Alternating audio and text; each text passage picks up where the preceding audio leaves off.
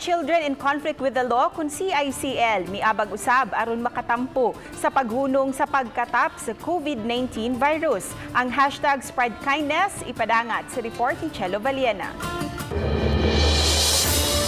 200 may kasemana nagama aning face shield jud nga kaubuton sa dinamo nga magbuhat ani kay sa simple nga paagi makatabang kung gusto pud mi makatabang sa mga frontliners sa gawas ba nga bahin sa COVID-19 karon bitaw nya mga libo ka pin sa damong na buhat nga face shield.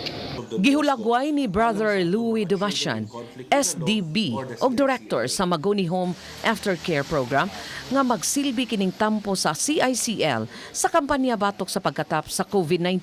Ang ato ang programa diri sa Magoni Home alang sa pag tabang pod aning ato ang mga frontliners. Nakahimo na sila og kapin sa usa ka libo ka face mask nga ilang giapod-apod sa mga pribado ug pampublikong tabalanan ug sa lungsod sa Liloan. Lakip na sa pipila ka mga pulis sa dakbayan sa Sugbo.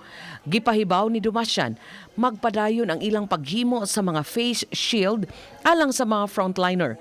Iyang awhag sa mga Sugboanon nga pahugtan ang pag-ampo aron matapos ang pagkatap sa COVID-19 ug mahibalik na sa naandang gibuhaton ang tanan.